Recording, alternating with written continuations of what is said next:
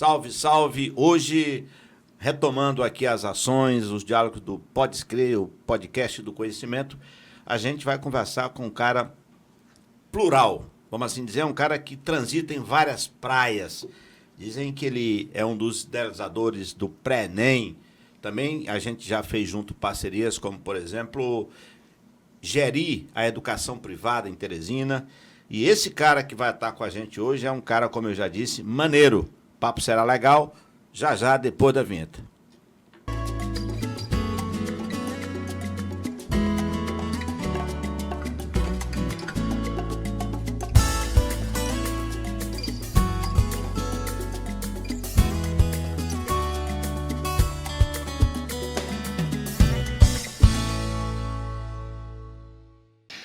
Nosso convidado de hoje é escritor, é professor e nosso amigo, Damião. Nosso amigo, seu, sei lá, de 80. Já tá com tempo. Agora me diga uma coisa, pergunta que não quer calar. Foi seu aluno? Não. Esse cara aqui, todo mundo que chega aqui, ele diz, olha, foi professor do Alberto Silva, foi professor do Alberto Genu Moraes. Genu Moraes, claro. Que a maioria realmente que veio aqui foi aluno nosso. Mas o Hélito não foi aluno nosso, mas ao contrário. Ele foi seu parceiro. Professor que está comigo aí há pelo menos 30 anos. Eu lembro da parceria do professor Hélito com você no Colégio Projuris. Sim. Tivemos lá 10 anos de boa convivência e trabalho. Muito bem. É isso. Hoje a gente vai conversar, como eu disse, com o Wellington Soares. Wellington, seja bem-vindo, Wellington. A casa aqui é sua. É um prazer participar aqui, tá certo, desse podcast de vocês, né? O Pode Escrever, não é? Pode Escrever. Hoje Pode Escrever Educação. Isso. A gente trabalha com linhas. A gente trabalha com Pode Escrever Saúde, que é o médico Luiz Bezerra, nosso professor de física, roqueiro. Meu cardiologista. Seu cardiologista, o meu também. Não sei o seu não, né? Você não tem problema de coração, né? E também a gente trabalha com Pode Escrever Gestão. E agora, no caso específico, Pode Escrever Educação, cuja temática é variada. A gente trabalha com gestão educacional, com professor, enfim, as ações pedagógicas. E o nosso papo com você hoje é educação. Um prazer. Começando pela vida pessoal, né? Vamos conhecer um pouquinho do Wellington. Quem é o Wellington? Né? O Wellington veio. Teresinense, Wellington? Sou teresinense. Sou filho aqui de Teresina, não é? Meus pais eram meu pai era de Água Branca, minha mãe de São Pedro do Piauí. Os meus irmãos mais velhos nasceram em São Pedro, não é?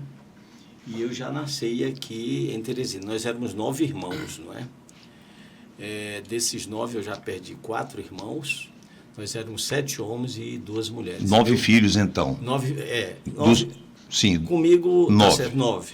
Como era o nome do seu pai? Meu pai era Tomé Carlos Soares. Era um pequeno agricultor que veio morar em Teresina porque chegou um momento em São Pedro que não havia ensino médio. Sim. Então a tendência das famílias era vir para a capital, né? E a sua mãe? E minha mãe era Raimunda Tavares da Silva. Ela era, vamos dizer, enfermeira. Ela era também comerciante, não é?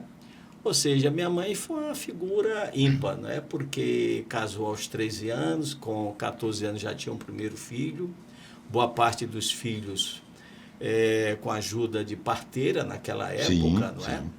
E ela nos criou a todos nós com muito carinho, com muita dedicação, uma comerciante nata.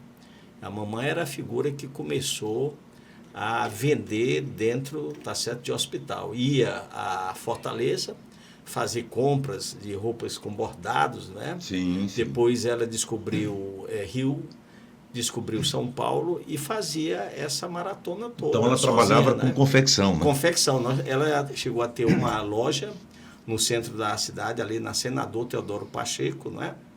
Que era a Lojas Michel. E nos criou a todos os filhos, né, trabalhando com ela. Sim. Porque ela ensinou uma coisa muito básica para a gente, é trabalhar. Ela não aceitava muito que a gente trabalhasse para os outros, não. Trabalhem para nós, não é? De maneira que ela trazia essas confecções e nos finais de semana nós saímos por essas feiras no interior do estado, vendendo. Wellington, você é o filho de número... Eu sou o filho de número 7. Número 7. Então você foi o primeiro dos filhos a nascer aqui? A nascer aqui. Tá basicamente nasci aqui. A infância sua foi onde em Teresina? Eu nasci na Rua Benjamin Constante, ali no centro de Teresina, não é? Mas boa parte da minha adolescência, da infância e adolescência, foi ali na Clodoaldo Freitas, ao lado da Casa do Estudante. Ali Você nasceu tinha... mais para perto do Mafuá, Eu mas a convivência de infantil foi lá perto da Matinha, mais ali embaixo. Ali próximo ali do Denox, né? Tá certo? Sim, sim. E aí, tá entendendo? A fase boa da minha vida, de boas recordações que eu guardo na memória, é ali ao lado na Clodoaldo Freitas, ao lado da Casa do Estudante. Ali você tinha o Lindolfo Monteiro. Sim, e o presídio. O presídio. Lembro. Inclusive, nós comprávamos os carrinhos de madeira. Os carrinhos, né? Feito pelos presidiários. Feito pelos presos. E nós tínhamos ali, onde é hoje o Verdão, nós tínhamos uma faculdade de odontologia. Não sei se vocês lembram a faculdade de odontologia, né? De maneira que eu fui criado ali também, indo nadar e pescar e jogar bola nas coroas do Parnaíba. Bacana. Ali naquela redondeza, já um pouco mais para cima, tem o seu Abraão. Exato, suco do Abraão. Eu é que apresentei o Damião, eu levei lá. Fui Tomei muita primeira vista. Tomei muita abacatada com pão massafina ali no Abraão. Eu ainda hoje vou lá. Não deixe ir lá. Eu também não deixo, não. Ele, quando viu, ele tinha memória muito boa. Ele chegava lá e perguntava, Damião, e a Salete e as meninas? Exatamente. Era um filósofo, né? Wellington, aí, bom, cresceu, veio a faculdade, né? Você fez letras pela Universidade Federal do Piauí. Que ano foi isso, Wellington? Olha, antes de fazer letras na Federal, eu fiz biologia no Rio de Janeiro.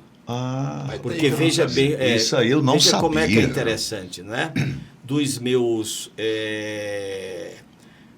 7 irmãos, 2 foram morar no Rio e 2 foram morar em São Paulo. Ou seja, nós vivíamos em uma província, não havia oportunidades de trabalho. Então, a coisa era, tá certo, migrar, não é? E aí eu fui estudar lá no Rio de Janeiro, não é? Fiz biologia ainda durante 2 anos de biologia na Unirio. Mas biologia marinha não, biologia. Biologia. Tá. Eu queria, na realidade, era ecologia, entendeu? Mas não me encontrei nesse curso. E pintou uma saudade enorme de Teresina, embora gostasse muito do Rio, como gosto até hoje, né? Acabei voltando. Sem concluir o curso? Certo? Sem concluir o curso, sim, só fiz os 2 anos de curso, né? E aí voltei, chegando aqui em Teresina, eu meti na cabeça que ia ser ator. Eu digo, eu vou ser ator. A Globo me descobre, me leva de volta para o Rio de Janeiro, eu vou ser famoso, vou ganhar dinheiro e vou contracenar com essas mulheres bonitas. Foi, né? fazer oficina aqui? Fez alguma oficina de teatro aqui? Fui fazer... Lembra com quem? Oficina, né? Principalmente eu trabalhei com teatro de boneco, com Afonso Miguel. Esse foi o meu grande, certo, professor, né? O meu grande mestre, né? Mas fiz teatro também, ainda no Benjamin, tá certo, Batista. Ali ao lado, o Benjamin é ao lado do Verdão. Ao lado do Verdão. Eu fiz oficina de teatro lá também. Eu fiz com o Fábio Costa. Olha lá. O Fábio Costa do Teleleco? O Teleleco. Rapaz, o Teleleco. Um dia ele aparece lá no Benjamin, perguntando quem queria participar de uma peça, e eu botei o meu nome lá. Então, eu comecei a fazer teatro lá. Eu lembro também que no 2º ano, no Andréas, tá certo? A gente estudando juntos lá, eu, Marcelino, João Fonteles, né? O Boy, o Netinho da flauta, estudamos lá, tá certo? No Andrés, né? Eu fiz também teatro. De tal maneira que o teatro me marcou. Aí é que eu resolvi fazer letras. Porque meus pais me perguntaram, você vai sobreviver de quê? Porque o teatro não dá grana, né? Eu fiz oficina com Salmito. Porque, assim, só falar aqui, abrir um parênteses, porque como eu fiz o curso de dublador, para exercer a profissão, você tem que ser ator.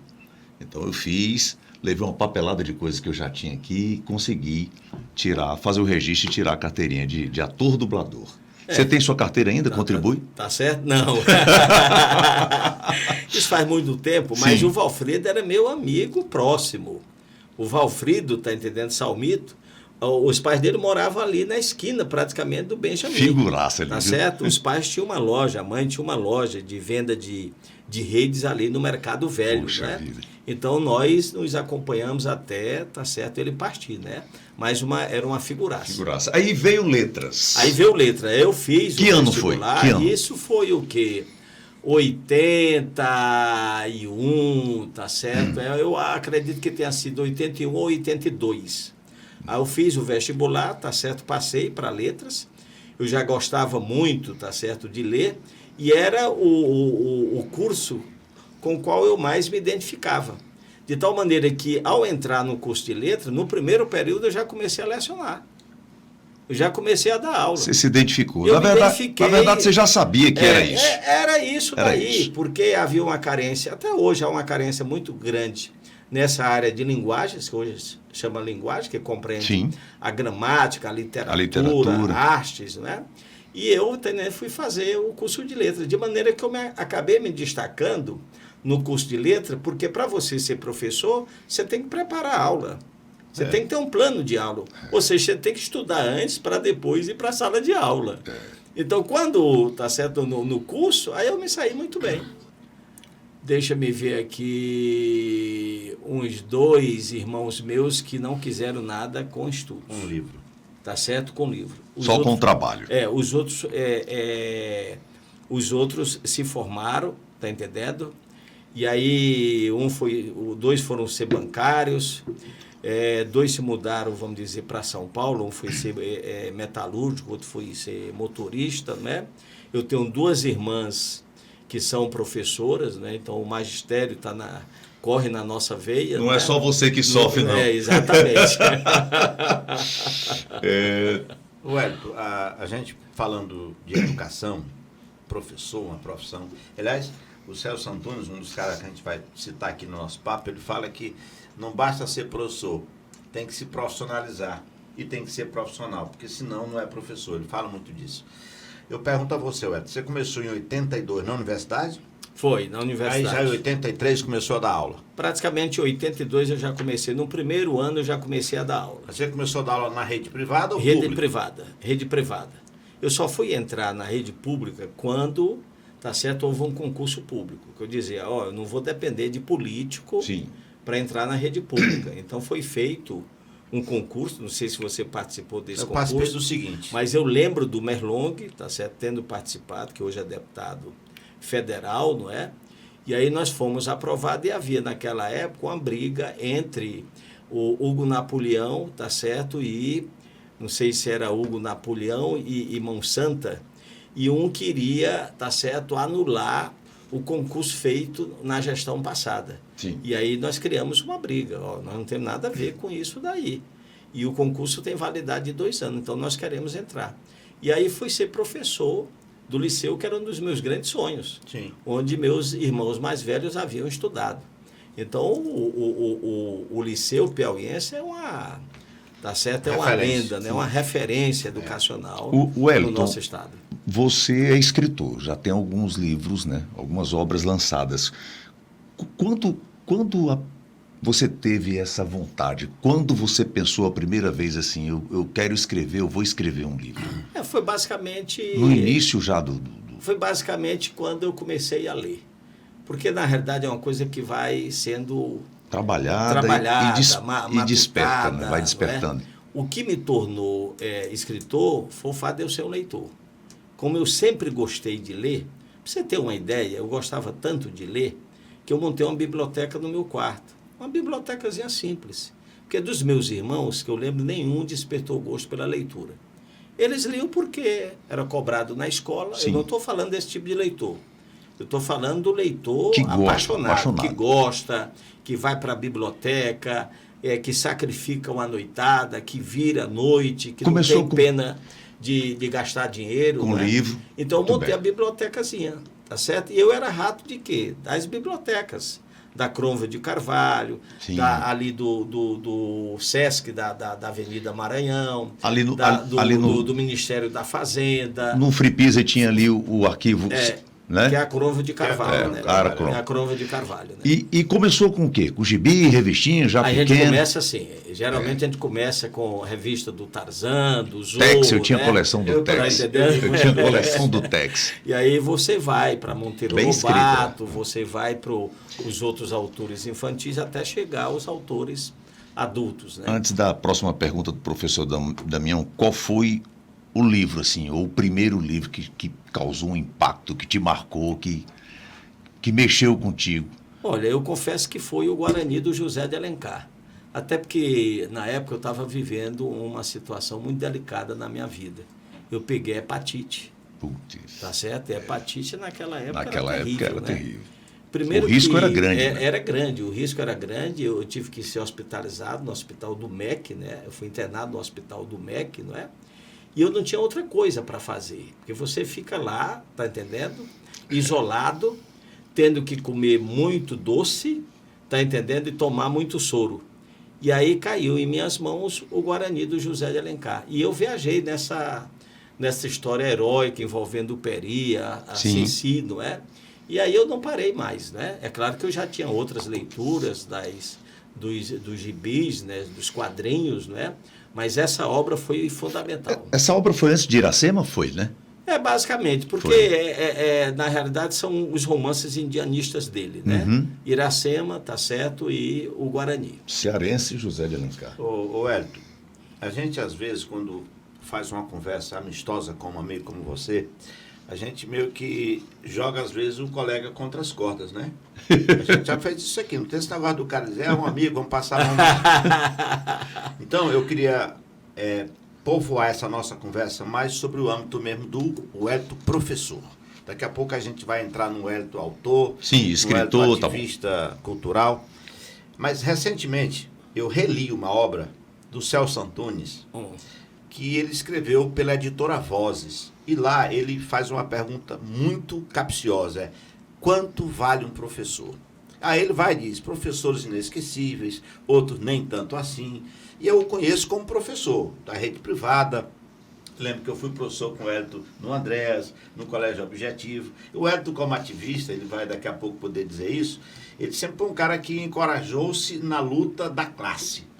Eu lembro que uma vez ele montou uma chapa no Sindicato dos Professores, inclusive era uma chapa divergente, a gente era de lados opostos. E ele botou o nome da chapa muito inteligentemente, Nossa Chapa. Aí eu lembro que ele disse assim, vai votar em quem? Nossa Chapa? Ele já fazia publicidade. Então eu pergunto, Hélito, nesse seu tempo de magistério, dá para pensar nisso? Quanto vale um professor? Hoje a gente vê professores falando de salários miseráveis, de salários que não compensam a luta pela formação, pela preparação. Gente, inclusive, o pior, falta de valorização e de respeito, né? Com o professor. A gente vira e mexe vídeos, professores sendo agredidos por alunos, por pais. Como é que você analisa isso? Quanto vale um professor na visão do professor Hélito hoje? Olha, o valor é imensurável, né? Não dá para a gente, vamos dizer, medir. Até porque, em termos financeiros, é praticamente impossível, né? E nós temos que ter clareza que esse, vamos dizer, salário que o professor recebe varia também do nível, tá certo? Em que ele se enquadra. Ou seja, um professor de escolinha é um valor, o professor do ensino fundamental é outro, do ensino médio é outro, professor universitário é outro. Se ele tiver titulação, tá entendendo? É mais, não é? Mais. Eu acredito que essa peleja da classe, vamos dizer, do magistério, é uma peleja antiga que não vai ter fim, mas que deve se continuar batalhando para se ter melhores salários, para se ter respeito, ou seja, melhores condições de trabalho. E eu reconheço que nós temos melhorado. Se nós pegarmos antigamente o quadro, tá entendendo, de lousa com o giz que nós utilizávamos para as estruturas que as escolas têm hoje, nem se compara. Ou seja, hoje nós utilizamos o pincel, hoje nós temos o quadro de acrílico, ou até, vamos dizer, painéis mais sofisticados. Mas continuo né? dizendo que o professor faz a diferença. Escolas de tempo integral. Agora, é o professor que faz o quê? Tá certo? A educação. É o dia a dia, não é? E o professor, na minha visão, ele não deve se acomodar nunca. Porque, veja bem, tá entendendo? O professor, nós fomos de uma época em que nós dávamos aulas, 70 aulas por semana, cara. Eu e Damião, nós pegávamos isso daí, era direto, era uma jornada pesada. Tem que gostar, meu amigo. E se nós formos observar, outras categorias, até mesmo sem o ensino superior, são mais valorizadas do que, tá certo, a nossa, né? Então, o professor o quê? É o professor se qualificar, é o professor correr atrás, que ele vai encontrar, tá entendendo, o seu local. Hoje as coisas estão mais fáceis, porque o professor, além da sala de aula, ele pode ter o seu curso online. Tem muitos professores hoje ganhando dinheiro dessa maneira. Professores YouTube. Mas não é a mesma coisa, né, professor? Sala de aula, ela outra tem paixão, uma... ela tem uma magia, Eu né? queria retomar uma coisa que você citou aí, Wellington, muito importante. Por exemplo, quando eu comecei no setor público, como professor da escola pública estadual aqui no Renascença, uma escola chamada Fontes Biapina, eu lembro demais, Wellington, que elas eram ventiladores, Exatamente. janelas de ferro, um calor terrível, aquilo ali às 14 horas, era um negócio absurdo. As escolas que a gente tem hoje são as escolas que eu sonhava há 30 anos atrás.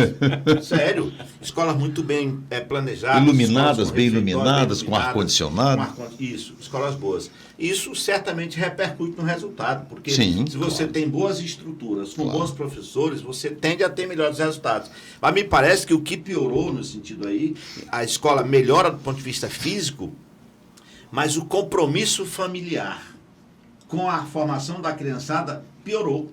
Você chega, eu digo porque eu visito muito os municípios fazendo palestra para professores, e os pais não sabem sequer o ano letivo que o filho faz.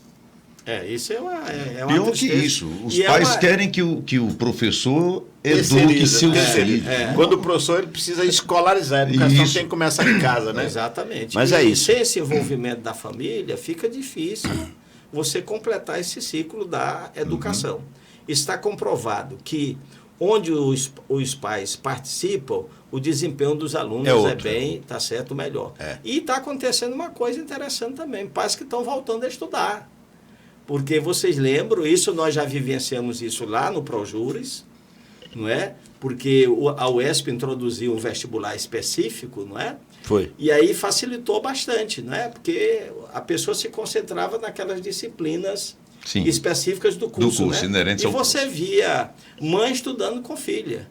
Porque as mães geralmente são as mais sacrificadas, não é? Tem os filhos, vão cuidar da casa, dos filhos. Os né? filhos crescem, ela tem oportunidade. E aí, depois, tá entendendo? Tem que ter um futuro, uma perspectiva, né? Fala de sala de aula aqui, porque eu tive bons professores. Eu, inclusive, digo que a gente, depois da casa da gente, onde a gente passa mais tempo na vida da gente é na escola. Com né? certeza. E eu lembro, como você falou, quanto vale um professor, eu lembro dos professores que marcaram, né, a minha vida escolar. Nunca fui muito estudioso, mas graças a Deus até que... Deu pro gasto. Eu tinha facilidade para pegar as coisas, como até hoje.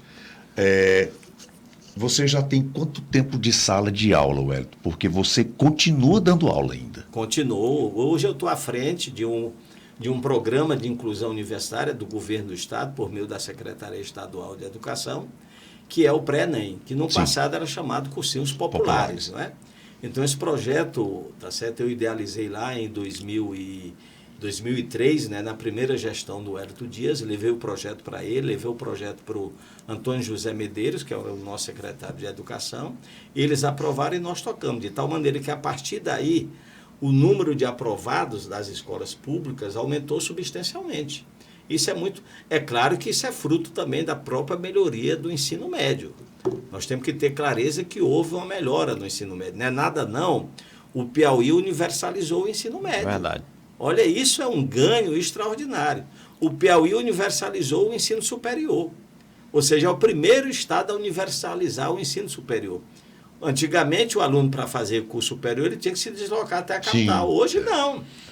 Todo município tem o quê? Ou tem a federal, ou tem a estadual, ou tem o IFP, Pelo menos ou tem municípios polo, né? a Universidade Aberta do Piauí, ou a Universidade Aberta do Brasil, não é? Então, as coisas estão andando, né?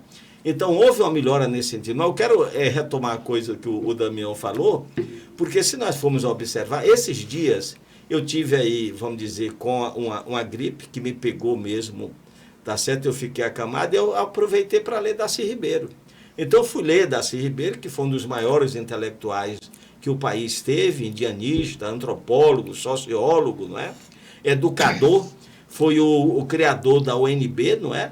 E é muito interessante porque ele foi um dos idealizadores dos CIECs, né? Escola em tempo integral. Hoje as escolas de tempo integral, elas vêm de lá, que foi CIEC, ainda da época do Darcy CIEC. Ribeiro com Brizola, não é? Então foi o grande achado que o Brasil está descobrindo hoje. Nós temos isso aferido, não é? Que os alunos e que estudam em escola de tempo integral, eles têm um desempenho melhor do que os alunos que estudam na escola regular. O Darcy Ribeiro, o Hélio faz essa referência, preciso reportar que utiliza uma obra dele, O Povo Brasileiro, na universidade. E o Darcy, dentre muitas sacadas, ele diz que o Brasil não é um país para amadores. Ou você aprende o Brasil, ou você vai sofrer mais do que aqueles que não aprendem o Brasil. E ele fala exatamente dessa origem, dessa formação do povo brasileiro. E o Darcy realmente é uma figura que precisa ser relembrada. Sempre. Inclusive, lá em São Paulo, tem muitas referências ao Darcy como grande educador do Brasil contemporâneo. Eu quero ouvir uns números, eu estou esperando por esses números. Pelos meus cálculos, você tem 45 anos de sala de aula. É aproximadamente né? isso. 82 para cá, não é? Eu comecei muito cedo, não é? De tal maneira que eu vou completar este ano 67 anos, de tal maneira que eu tenho por aí. Aproximadamente, eu já tenho filha, que vai fazer agora 43 anos, e ela foi minha aluna. Cara, isso é bacana. Você foi professor das suas duas filhas lá no Projures. Duas filhas lá no Projures. E não pretende parar por enquanto? Não, né? de forma nenhuma. Olha... E aguenta aí, como é que é esse pique? Depois de responder, me diga o pique de seguir com o Enem, porque eu acompanho pela televisão. Eu vejo também. Mas ele agita e ele brinca. Ali o Hélio faz uma sala de aula ampliada. Rapaz, o Hélio não é aquela sala de aula com 20, com 30 alunos que ele pega. Minha mãe pudesse ver o Hélio ali, ele dizia, tá que nem pinto no lixo. É uma alegria. Olha, é isso aí. É isso aí. É você fazer o quê? Com paixão. Eu costumo dizer o seguinte, tudo bem, vamos continuar lutando por melhoria salarial, por melhores condições de trabalho, mas não esquecer do prazer de educar. Quando você abraça essa profissão, você abraça sabendo, tá certo, de todos esses problemas, que não é fácil, não. Mas só em você ser reconhecida, onde eu vou, eu sempre encontro o ex-aluno. Cara, isso me dá um prazer enorme. Inclusive, quando eu fui fazer o toque retal. O exame de próstata, não sei se vocês já fizeram. Eu já fiz vários. Quando eu chego lá, atendendo um ex-aluno, eu botei a cara, tá certo, assim na porta, e ele lá falou, tá certo, o doutor Ricardo, né? Professor Wellington Soares, literatura, colégio objetivo. Eu tenho mais de 30 anos fazendo solenidades. Quando eu entrei agora, doutor Márcio Batista, mais uma vez, um grande abraço, obrigado. E você fez minhas 2 colações de grau. Eu digo, opa, acabou. Você fez fisioterapia há 20 anos e fez medicina há 16 anos. Aí eu falei, que bacana. Eita, que então eu sei o que é que você sente isso aí, porque é muito legal. É que nem aquela sua história do médico lá. Não, eu queria relembrar aqui uma dessas histórias também, porque agora... do hospital é a mais bacana. Não, é outra. Agora eu tive quinta-feira a convite da Flora Isabel, nossa hoje conselheira, ela está propondo a criação da rede das escolas instituídas no governo, da Assembleia Legislativa, da Câmara, do Governo do Estado, para criar uma rede. Porque às vezes a gente faz o mesmo trabalho que a outra escola está fazendo. Se a gente fosse fazer um negócio unificado, ninguém estaria fazendo retrabalho. E, rapaz, e quando eu chego lá, que todo mundo se apresenta, eu olho assim, lá no canto, um cara com um terno, né? Aí eu digo, eu conheço esse cara, mas também não quis fazer muita referência, lembrar. É ex-aluno. Aí, rapaz, lá pelas tantas ele levanta. Eu vou, inclusive, fazer referência a ele aqui. Juiz federal. Aluno no diocesano. Professor, eu lembro das suas aulas, você falava assim, aquele é picareta. Aí alguma vez uma pessoa disse assim, olha, meu pai é prefeito, não é picareta. Toda regra tem exceção, professor, você disse. Eu lembrei dele demais. Passou de primeiro lugar. Mas se isso é uma regra... É exceção. E esse cara, juiz federal, tá lá, eu mando um abraço para ele, daqui a pouco eu vou falar mais detalhes sobre ele, porque é importante, ele vai ser nosso convidado aqui também. Mas essas histórias a gente tem. Tem uma história que... Porque, veja bem, eu sou professor de literatura, não é? Embora hoje a gente trabalhe com linguagens, né? Que envolve também a gramática. Sim. E a questão da redação, de artes. Mas o meu grande propósito é formar leitores. Certa vez eu fui participar da Bienal do Livro de São Paulo e assisti a uma palestra do Ziraldo. O Ziraldo é o autor de O Menino Maluquinho. E ele disse uma coisa que na hora me chamou muita atenção. Eu achei que, vamos dizer, ele havia exagerado. Ele disse o seguinte, ler é mais importante do que estudar. Aí eu fiquei calado, pensando, eu digo, meu Deus do céu, o Ziraldo está exagerando. Mas quando você vai refletir, é a pura verdade. Porque a leitura que faz o quê? O aluno. O aluno que não lê e não consegue interpretar corretamente aquilo que ele leu, ele não vai compreender as outras matérias, ele não vai conseguir estudar. Então, eu dedico geralmente a primeira aula, tá certo? Ao incentivo à leitura. E aí, certa vez, dando aula no CPI, que era curso de português e inglês, nosso amigo Gilson Figueiredo e Edvan, não sei se vocês lembram, professor de inglês. Foi nosso professor no Projus, infelizmente faleceu, né? Tá certo, infelizmente, não é? A pandemia. E aí eu fui, tá entendendo? Ao terminar a aula, um aluno chegou e me procurou, esse professor. Eu queria lhe falar uma coisa, mas eu estou muito envergonhado. Eu digo, mas então, estamos só nós dois aqui, pode falar, sem problema. Professor, o senhor não vai nem acreditar. Eu digo, mas fala. Eu nunca li um livro inteiro na minha vida. Eu digo, como é que é? Nunca li um livro inteiro na minha vida. Quando eu olhei, ele estava com a farda do Colégio Diocesano. Eu havia lecionado no Diocesano. Sim. E o Diocesano é uma referência educacional sem dúvida, no nosso estado e cobra a leitura de livros, não é? Eu digo, como é que você se sai nas provas? Professor, aí é que bate o remorso. Próximo da prova, eu vou e pergunto a um amigo meu, você já leu o livro? Ele disse, já. Me contei um pouco da história. Cara...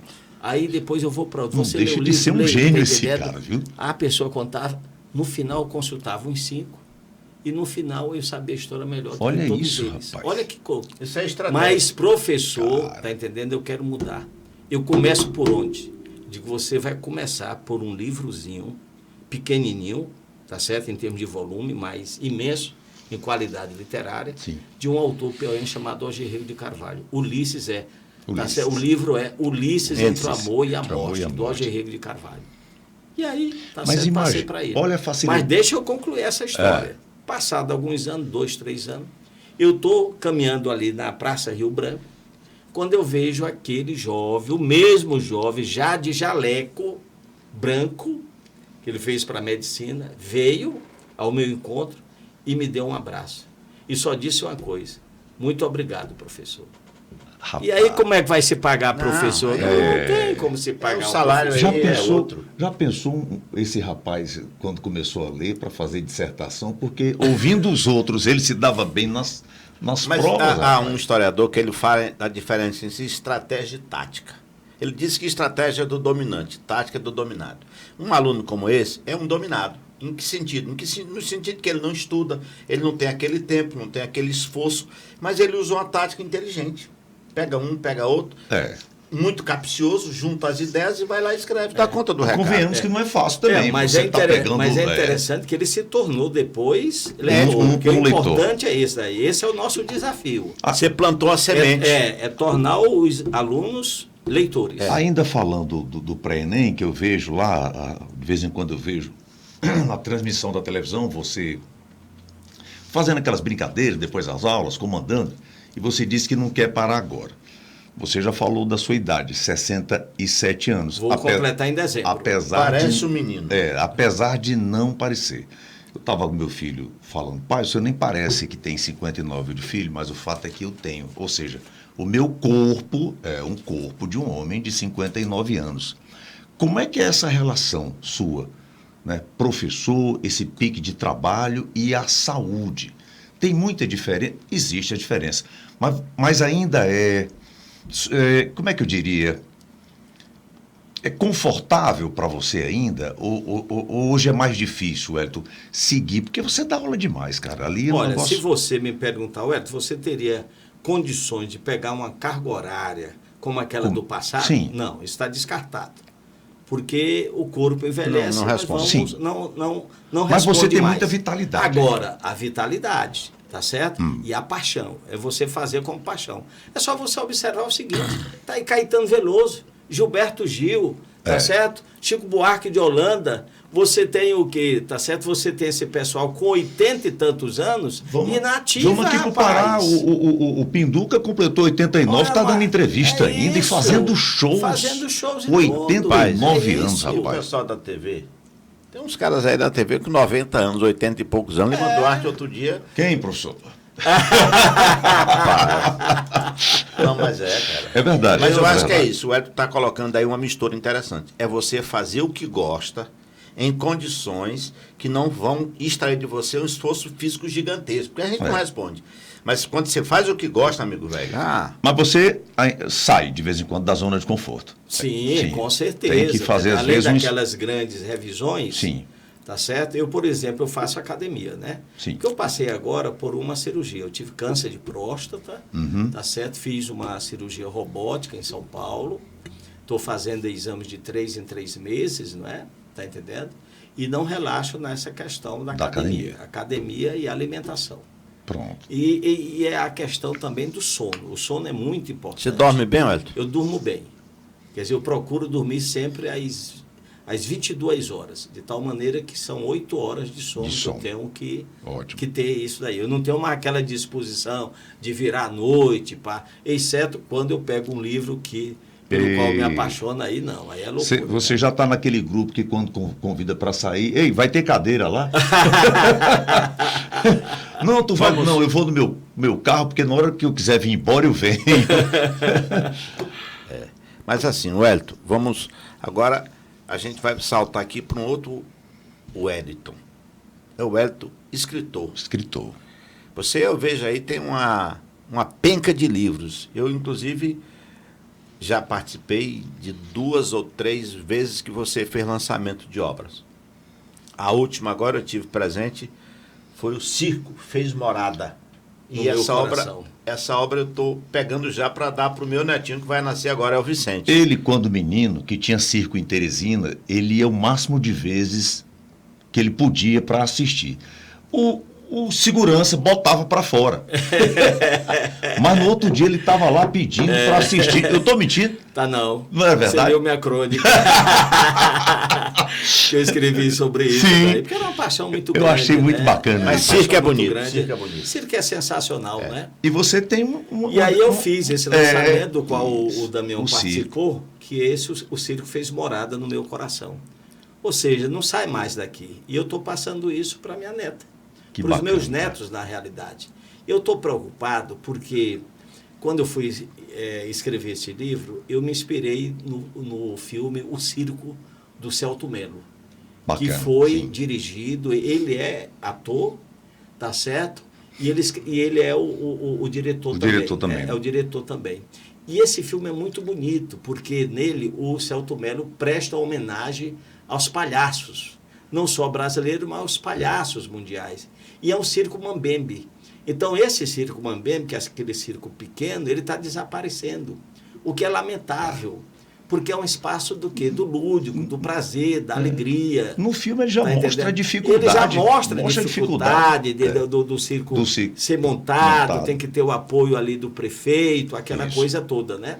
E o circo, no final, eu coloco uma campanha, não é? Que é essa coisa de viva o circo, não vamos deixar o circo morrer. Porque, às vezes eu fico me perguntando, esses nossos políticos, eles foram crianças. Com certeza eles assistiram, vamos dizer, a circos. E por que não criaram ainda, vamos dizer, políticas públicas voltadas para a sobrevivência do circo? O circo poderia ser utilizado em campanhas. Por exemplo, campanha de saúde, vacina. Vacina! Criança, às vezes tem medo, geralmente tem medo da picada da vacina. Mas você leva ali, com a presença do palhaço, do mágico, de não sei o quê, o próprio ambiente, esquece. É uma metodologia. Faz o quê? Faz a alfabetização. Não tem cabimento o Brasil não ostentar essa taxa elevada de analfabetismo. Perceberam? Então, o circo pode ter N utilidades. Ao mesmo tempo que você está o quê? Garantindo a sobrevivência dessas famílias. Porque se você vai atrás, esses circo mambembes são circos familiares. São. É verdade. Pode observar que são circos familiares. Sustentam famílias e geram emprego. E geram emprego, exatamente. Se não me falha a memória, nós já tivemos um projeto de assistência aqui no Piauí, não sei se era do governo do Estado. Sim, com apoio do governo do Estado. Com apoio do governo do Estado. E funcionava até escola no Verdão. No Verdão, a escola de circo. A escola de circo. De circo. Era um projeto bacana que poderia ser reimplantado. Melhor utilizado. Antes, eu havia lançado... Tá certo? Mimi, a cachorrinha. aqui eu já faço a defesa dos pets. Ah, que legal. O sonho da minha netinha era ter, tá certo, um cachorrinho.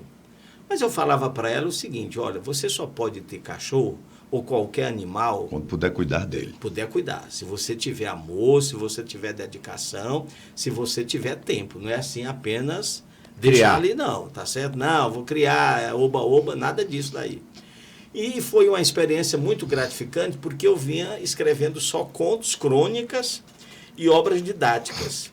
E aí minha netinha ia completar na época 8 anos, 9 anos, né? Ela aos sábados vai lá para casa com o meu outro neto, né? E nós estávamos ali à mesa quando ela vai e fala, vovô, eu queria que o senhor me desse um presente no meu aniversário. Eu digo, não, dou, todo ano eu dou um presente para você. Eu digo, o que é que você quer? Diz, eu quero um livro. Eu digo, que beleza, eu vou à livraria, compro um livro e trago para você. E ela disse assim, mas não é desse livro que eu estou falando, não. Eu digo, qual é o livro? Eu quero que o senhor escreva um livro para mim. Olha que legal. O senhor não é escritor? Sensacional. E aí me desafiou. Ela me desafiou. E foi legal esse desafio, porque, tá entendendo, eu fui e escrevi. E aí me deparei com outro público. O público infantil, as crianças, elas são mais amorosas, mais afetivas. Então, eu fiquei assim maravilhado, já é o segundo, e no próximo ano vai sair o terceiro, formando a trilogia. Vamos falar dos outros aqui. Está aqui a trilogia dos infantis. Aqui, por enquanto, só os dois. Só né? os dois, no sim. próximo ano eu lanço o próximo. Tá. E você quer destacar, mas mostre só. Tá certo? Pra você ter uma ideia, eu, na realidade... Eu achei bacana esse box esse aí, daqui rapaz. foi legal, que é um box reunindo os meus 3 livros de contos. Esse é meu primeiro livro, Linguagem dos Sentidos. Olha que Só legal. que um outro formato, um outro projeto gráfico era do Amaral, não é? Isso daqui eu lancei em 1991, 1992. Na época, para você ter uma ideia, eu era assessor do deputado Nazareno Fonteles. Ele era deputado estadual. E naqueles momentos ali solitários na Assembleia, eu escrevi Linguagem dos Sentidos. Melhor professor de Tá bom? matemática que eu tive. Ele e o nosso amigo que faleceu do Sinopse, o Zé Nunes. Zé Nunes. Depois veio o Maçã Profanada, que esse é estudado inclusive na Federal, o professor Ayrton, quando vivo, adotava na Federal, não é? Depois veio, tá certo, Desenredo. E aí eu fiz um box. Um box, olha que bacana isso aí. Olha que bacana. Essa Quem quiser adquirir tá o professor Wellington... Encontra nas livrarias. Eu Encontra deixo nas livrarias. Ótimo. Livraria Anchieta, Entre Livros, a Universitária, a Piauiense, não é? Bom, citou 4 aí das maiores. Para você ter uma ideia, foi um livrinho que eu fiz em homenagem à Trindade. Trindade foi minha aluna, foi minha companheira, tá certo, de partido. Sim. Porque eu tinha um carinho muito grande. Então eu prestei uma homenagem, relembrando principalmente aquela cena do velório dela no Verdão, com a presença do Lula, do Genuíno, toda a classe política também do Piauí. Eu gosto de lembrar porque ela foi autora do projeto de determinar um percentual de músicas piauienses nas rádios piauienses. Exatamente, né? eu falo disso E aí, aqui. e a gente conversava de vez em quando.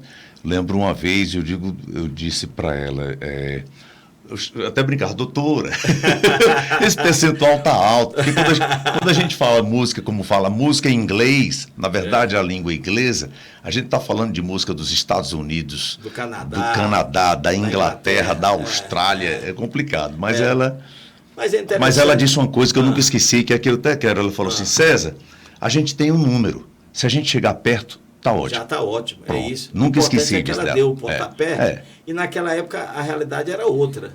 Hoje a produção é bem maior, tá certo? Dos artistas piauienses. Verdade. Esse daqui eu escrevi durante a pandemia. A pandemia foi um momento assim surreal, trágico para todos nós. E daqui é um duelo surreal. Surreal. É um cara que desafia o coronavírus para um duelo.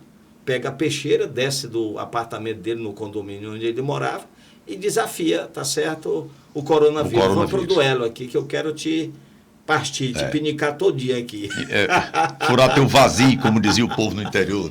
Esse daqui é meu livro de crônicas, que teve a maior tiragem. Eu fiz uma tiragem de 5.000 exemplares, foi uma loucura, não é? Mas um título muito sugestivo. O dia em que quase namorei a Xuxa. Tá certo? E foi pura verdade. Foi não. É pura verdade. Mas você não quis. Se dependesse das minhas filhas, eu teria namorado a Xuxa, né? Elas eram Demais. fãs, tá certo? Sim. Da Xuxa. Essa história é uma hilária. é uma brincadeira. Tá certo? É uma brincadeira, não é? É um livro divertido, então. É um livro divertido, né? E é bom a crônica, porque você pode ler a crônica aqui, começando pela última, Sim, pelo meio, pelo começo, tá? Não tem ordem. Cada crônica é uma história, né? Esse daqui, o desenredo, tá naquele box, Sim. tá bom? Esse daqui foi um que eu lancei agora, o pessoal aí, os enenzeiros que estão aí ligados, né? Voltado para redação. É um guia prático. Bem né? resumido, né? Bem resumido, Bem resumido essa né? compilação aí. E o formatozinho que é bonito, né? Olha, Bota no ficou bolso. Aqui, botou aqui no livro de bolso. É um livro de bolso Livro de mesmo, bolso. né? Trazendo as principais dicas. Aqui já são livros didáticos, né? Aqui vamos dizer, os autores piauienses consagrados. Na poesia, na prosa, no teatro, eu destaco. Aqui foi um projeto muito bonito. Pra vocês terem uma ideia, tá certo? Aqui, ó. Olha que legal. Você transforma, rapaz. é como se fosse uma segunda capa, não é? Nossa, Você que transforma bacana. no quadro, botou numa moldura. Olha que bonito. Você tem Deixa eu aí, aproximar olha aqui. aí, ó. Olha como é que você tem. Olha Lindo, que cara. legal, muito bacana. Tá certo? As caricaturas feitas pelo Uiri, tá certo? Santiago, né? Aí você tem Alvina Gameiro, você tem da Costa Silva, você tem Gomes Campo, Graça Vilhena, OG, Mário Faustino, Torquato Neto. Ficou lindo esse livro. Ficou muito E esse bacana. daqui é entrevista com autores piauienses e um brother. Um brother é um autor de fora. No caso aqui, nós convidamos Marcelino Freire, né? Esse pode ter Então, sequência, são 10 né? autores. Esse daqui já é o segundo volume. Já é o segundo volume. Eu quero fazer 4, tá certo, volumes. Certo. Tá Entrevistas certo? com E autores piauienses. piauienses e um brother. E aqui pegando a nova geração.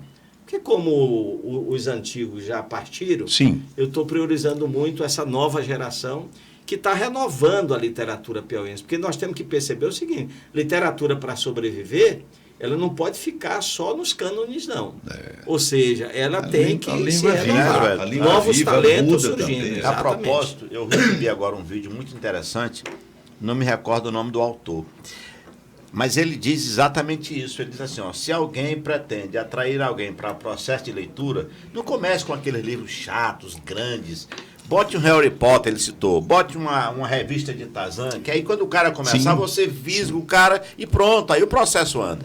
Quer dizer, a gente, talvez fosse um esforço metodológico antigo, arcaico, esse de você querer impor ao aluno que ele lê aquilo que você gosta. E quando por aí você não consegue, é que nem dono de bar. Dono de bar não pode botar a música que ele gosta, mas aquele que está indo ao bar gosta, porque senão não fica. Minha felicidade quando a minha mãe trazia uma revista do Tex. E aí eu digo, mamãe, isso aqui eu já tenho, cadê a lista? Eu li até Ela, a meu 76. meu filho, faça de novo. Eu li até a revista 76. Recentemente eu encontrei o menino, Eu o nosso colega comum, uma figura emblemática da Academia Piauiense de Letras. Fonseca Neto? Não. Quem é? Me perdoe, meu amigo, eu estou esquecendo o seu nome aqui. Tavares? Não. Rapaz, eu não podia esquecer essa. Ah. Mas você vai já lembrar. Continue a história que você lembra. E aí eu estava lá no Carneiro da Zefinha e ele me viu. Aí me chamou, advogado, escritor. Otto? Não, rapaz, como é que eu... Me perdoe, meu amigo. Nério. Enfim, o advogado. Nelson Nério. Nelson Nério Costa. Nelson Nério. Aí ele disse, professor, eu tenho 180 das revistas do Tex. E aí ele estava lá, inclusive, com 2 no dia. Certo. Eu vou lhe dar um presente que... Qual foi que você leu? Eu li até 76. Pô, vai pegar 77. Eu fui pegar com ele. Ele é fantástico. Aí só lembrando Nelson aqui de uma Nério cor Costa. de infância, eu, mamãe, essa eu já tenho. Cadê a lista? Meu filho, faça de novo. Aí eu pensei, poxa, eu vou escrever os títulos de novo. Aí eu peguei número. Comecei a botar, mãe, tá faltando esses números aqui. Muito fácil na época. Bom, Professor. nós vamos caminhar aqui para o final do nosso bate-papo. O Elton é tão interessante o papo com ele que dá para fazer Poderia o Elton voltar. 1, 2, 3. Porque a gente daqui a pouco vai conversar com um amigo que também foi aluno nosso, acho que foi seu aluno também, é o Marcos Stein, que é hoje superintendente aí da. Foi meu aluno no Diocesano. Piauí Prev, né? É, está na Piauí Prev. E eu queria voltar aqui a lembrar o aluno que eu citei agora há pouco. Um grande personagem, hoje é juiz federal, e esse juiz federal esteve conosco no Diocesano, quando fez o concurso, passou em primeiro lugar. Tanto que a regra diz que quando você é aprovado entre os 2 primeiros, você pode escolher o lugar para você ir. E ele terminava a aula, ele ficava no canto ali, professor, você me deu 8, 8,5, não dá para rever a minha nota. E sempre dava, porque a gente puxa assim, né? Uhum. E aí, doutor Nazareno, juiz federal, uma figura emblemática, inclusive será nosso convidado aqui para o Pode Crer. E aí você foi revisar a prova? Aí, e era sempre isso. Sempre ele pedia? Sempre pedia. Não só a minha, mas aos outros professores também. Conta aí, assim, um momento que te emocionou muito em sala de aula. Algo que te marcou com um aluno, aluna, tem muitos pais momentos, de alunos, enfim. Mas eu lembro isso, eu transformei até numa crônica, porque eu sempre costumo entrar em sala de aula com um livro. Quer dizer, eu não acredito em professor que não fale de livro em sala de aula. Você tem que servir de exemplo. Às vezes eu vejo professores falando principalmente que os alunos literatura. não têm hábito de leitura, mas eles não leem. Eles não leem. Então eu sempre entro com o livro. E eu tiro aqueles minutozinhos iniciais para ler, que é uma coisa que os alunos estão desaprendendo. Porque a leitura tem a ver, sabe o quê? Com audição, ouvido. As letras, as palavras têm musicalidade, têm sonoridade. Então, fonética, né? Você tem que educar, tá certo, os ouvidos. Isso é muito importante. E eu entrei com um livro, tá certo, do Drauzio Varela. Tá certo? O Carandiru? Do Carandiru. O nome desse livro é Por um Fio. Tá certo? Esse livro é um livro que reúne textos dele, falando, porque ele é médico oncologista. Sim. Ele é médico oncologista. Ele falando daqueles casos terminais, em que a ciência não tem mais o que fazer. E chega aquele momento em que é preciso dar notícia ao paciente. Olha, tem que voltar para casa, já deu, a coisa agora é esperar. É esperar. E eu entrei com esse livro, tá certo? Eu entrei com esse livro. E aí, tá entendendo? Eu comecei a ler. Por incrível que pareça, eu peguei num texto aleatório e me deparei com o caso do irmão dele. O irmão dele era sócio da clínica. Eram 3 sócios, ele, o irmão e um outro. Os 3 oncologistas, tá bom? O Drauzio e mais 2 irmãos. Não, o Drauzio mais um irmão e um outro. Colega deles. Ok. Tá certo? Sim. E aí, esse irmão dele, entendendo, um dia acordou e foi ali à pia. Quando ele tossiu, ele viu aquela coisa de sangue. Ele ficou cabreiro, já médico experiente, né? Foi fazer o exame, o que era, tá certo? Era câncer. E aí ele convidou o Drauzio e o colega, o sócio, para serem os médicos dele. Porque quando é detectado o câncer, você convida, tá entendendo? É feita uma junta médica. Porque ali, dependendo do estágio, dependendo do estágio, tem as estratégias. Como é que você vai combater aquele câncer? De maneira que ele passou a cuidar, vamos dizer, do irmão. Está entendendo? Não levaram ainda para os Estados Unidos, não é? Mas não teve jeito, o irmão morreu. Mas eu estava lendo, tá certo? O texto. Em sala de aula. Em sala de aula, todo mundo no maior silêncio, quando eu começo a não conseguir mais ler. Eu fui me emocionando. Sim, e foi travando. Foi travando, e não conseguia ler. E uma aluna, tá entendendo? Viu minha situação e falou assim para mim, professor, tá entendendo? Eu leio no seu lugar, deixa eu ler no seu lugar. E eu fui e sentei no lugar dela. Que legal. E ela foi, pegou, continuou a leitura. No final, quando ela terminou, a sala inteira estava chorando.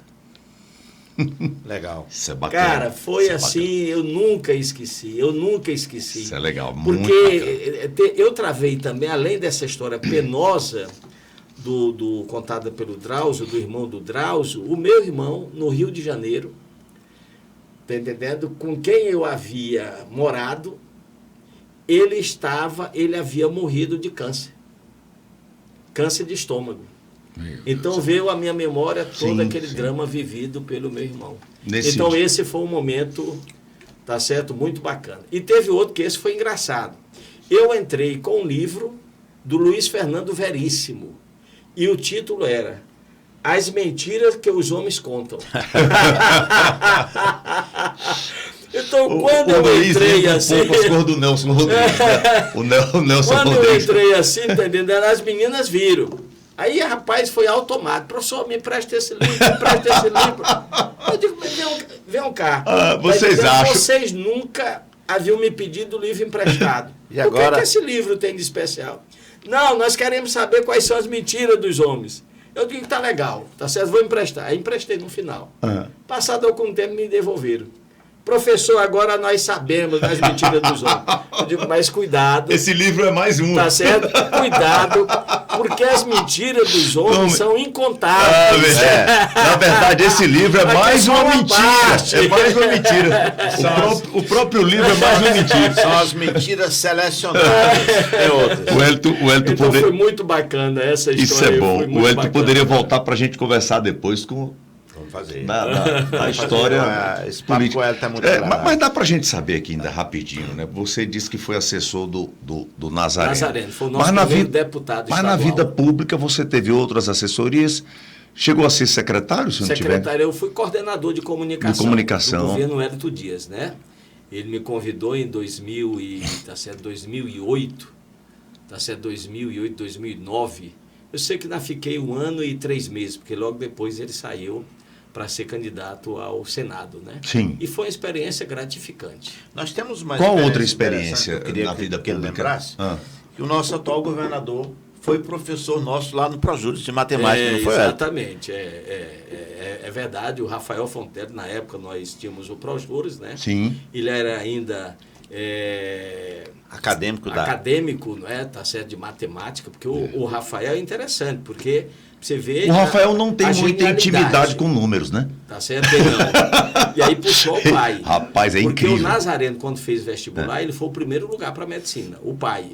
O Nazareno. E o filho? O filho foi o primeiro lugar para matemática. Mas foi geral, não foi só para o curso de matemática. Foi geral na Federal. Foi geral também.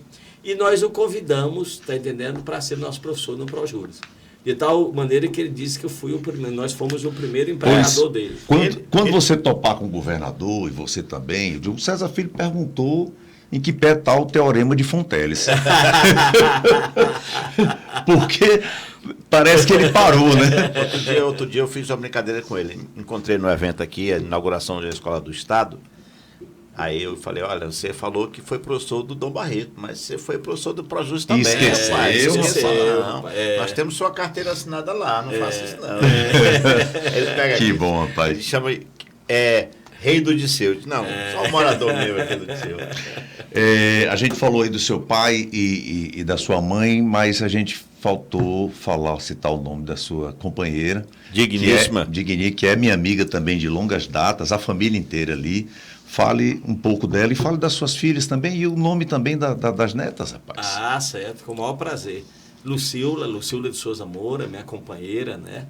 Picoense. Picoense, né? O pai era professor. Professor da Federal. Professor de matemática, foi professor da Federal, Departamento de Educação, de Ciências da Educação, não é? Professor Luiz Pereira, não é? E, vamos dizer, foi um achado na minha vida, né? Nós nos conhecemos ali na feirinha da Praça Saraiva, que acontecia... Sim, aos domingos. Vamos dizer, aos domingos, não é? Ela era batista, né? Da Igreja Batista, né? Nós chamávamos a ala progressista da Igreja Batista, né? E é interessante porque na casa dela são 9 filhos também, só que 7 mulheres e 2 homens. 2 homens. E lá em casa nós só o Lívio e o Laércio. Eu conheci toda a família. E 2 mulheres, não é? Então, Lucila é professora, tá entendendo? Hoje é assessora do nosso ministro Hélito Dias, né? Já trabalha com ele há muitos anos, né? Então, nós já estamos aí... Sempre muito educada, sempre discreta, muito solícita, fala baixinho, então, a partir tranquilidade. Nós já estamos aí há 42 anos, não é? Interessante que nós não casamos de imediato, nós fomos morar juntos. Sim, né? Porque eu lembro disso. Eu era muito, na época, contra o casamento, né? Achava a instituição muito burguesa, muito pesada, não é? Então, primeiro nós Apesar de já estar casado, e fica achando um casamento burguês. Era no ofício.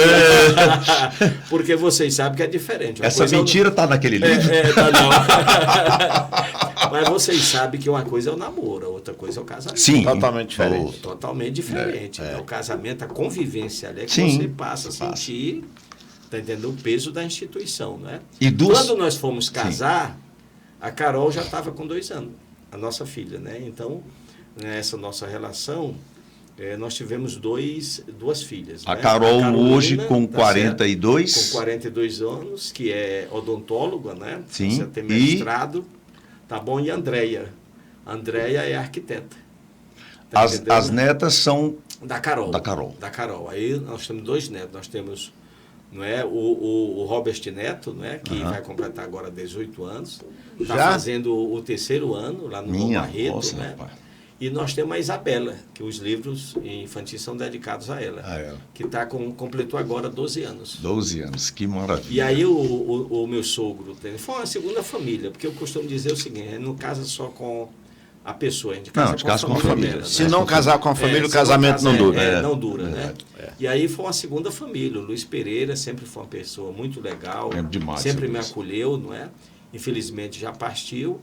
E nós temos aí a dona Vaimi, que está no batente ainda, dura. Estou com saudade, vou fazer uma visita. Seu Luiz também era de conversar muito pouco, falava pouco, não era verdade? Era. Bom, a gente está chegando ao final do nosso bate-papo e a gente queria deixar com você, Wellington, os minutos finais para você fazer as suas considerações e convidar os seus leitores, seus ouvintes, seus amigos para participar conosco aqui do nosso Pode Crer. E aproveite e responda a minha última pergunta, junto com suas considerações finais, quais são os seus planos para o futuro, que você, com a vitalidade dessa, não vai parar tão cedo. Eu vou começar logo pelos planos, né? O próximo plano, eu estou lançando, provavelmente no começo de agosto, mais um livro, aí é um livro de crônicas, eu estou reunindo, tá certo? Mais crônicas, devo lançar.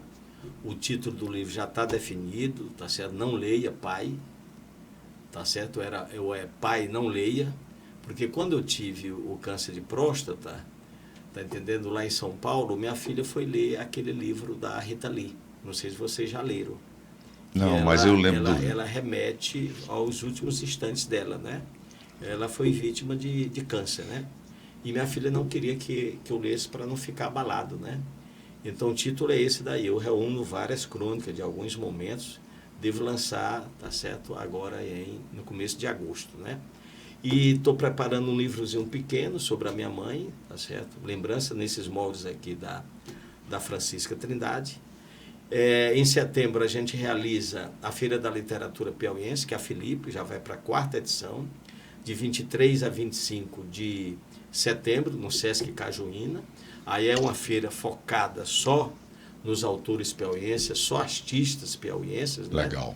Em novembro, a gente realiza a 9ª edição da Balada Literária, que esse é um evento cultural, nascido em São Paulo, depois chegou a Salvador, depois Teresina, Recife, de tal maneira que é um evento de... É um circuito. É um circuito nacional. E a gente não pode deixar de registrar que ele também foi, no começo do Salip também, você participou da construção dos criadores, né? Os criadores do Salip. Dos idealizadores. Na realidade, nós éramos 4, né?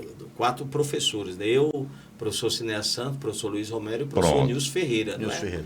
Depois é que entraram, tá certo, os outros. Mas eu gostaria de finalizar recitando, tá entendendo, uns versos da Cecília Meirelles, porque eu acredito muito na poesia. Né? Eu acho que a poesia é que pode tornar o mundo melhor.